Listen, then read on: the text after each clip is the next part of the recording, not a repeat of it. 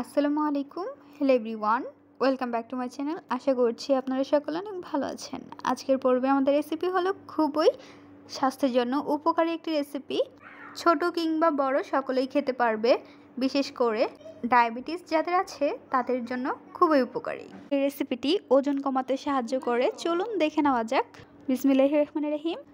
কাজু বাদাম, কাঠবাদাম এবং চীনা বাদাম নিয়ে নিচ্ছি। এর সঙ্গে নিয়েছি পোস্তদানা, 1 টেবিল চা চামচ পোস্তদানা। এর মধ্যে দিয়ে দিব পানি। সারা রাতের জন্য ভিজিয়ে রেখে দেব, যেহেতু আমরা এই রেসিপিটি সকালে তৈরি করব। একটি মিক্সিং বলের মধ্যে নিয়ে নিচ্ছি গমগুলো ভালোভাবে ধুয়ে সারা রাত ভিজিয়ে রেখে দেব পানির মধ্যে। সকালে গমটি আমরা সিদ্ধ করে নেব। গমগুলো সিদ্ধ করে নিয়ে নেওয়ার পর আমরা নিয়ে নিচ্ছি সাবুদানাটি ভালোভাবে ধুয়ে নিতে হবে। চুলায় বসিয়ে দিব একটি কড়াই। এর মধ্যে দিয়ে দিচ্ছি খাঁটি ঘি, 2 থেকে 3 টেবিল চা চামচ ঘি দিয়ে দেওয়ার পর এর মধ্যে আমরা দিয়ে দিব ফক্সনাট, যা হিন্দিতে বলা হয় মাকারানি। ভালোভাবে ভেজে নিতে হবে। ভাজা হয়ে গেলে উঠিয়ে নিতে হবে। এখন আমরা এর মধ্যে আবারও দিয়ে দিচ্ছি খাঁটি ঘি দিয়ে দেওয়ার পর এর মধ্যে দিয়ে দিতে হবে সাবুদানাটি উল্টিয়ে পাল্টিয়ে নাড়াচাড়া করে নিতে হবে। একটু পরপরই নাড়াচাড়া করে নিতে হবে। এদিকে আমরা নিয়ে নিচ্ছি লিকুইড দুধ। এই দুধের মালাই ব্যবহার করব না, মালাইটি সরিয়ে নিতে হবে।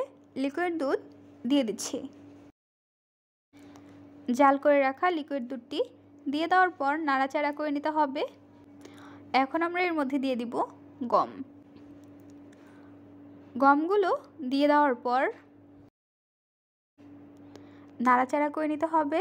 দেখতে পাচ্ছেন গমটি একদম গলে গিয়েছে, অর্থাৎ ভালোভাবে সিদ্ধ হয়েছে। বলক উঠিয়ে নিতে হবে।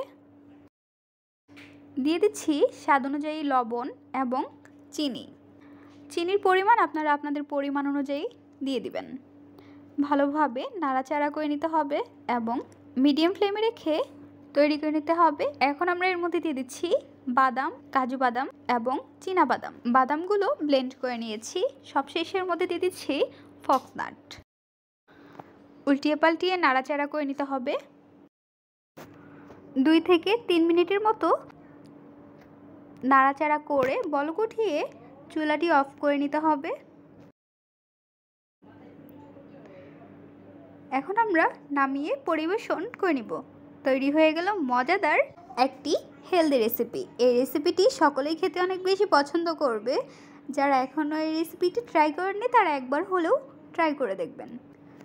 ডেজার্ট রেসিপি আপনাদের কাছে কেমন লেগেছে তা অবশ্যই জানিয়ে দেবেন আপনাদের মূল্যবান মতামতটি। ভিডিওটি যদি ভালো লাগে তাহলে অবশ্যই একটি লাইক করে দিবেন এবং সাবস্ক্রাইব করে আমাদের পাশে থাকবেন আরও মজার রেসিপি দেখার জন্য। সবাইকে আমন্ত্রণ রইল। আজকের পর্বে এখানেই বিদায় নিচ্ছি গাইস। আসসালামু আলাইকুম। ভালো থাকবেন সবাই। আল্লাহ হাফেজ।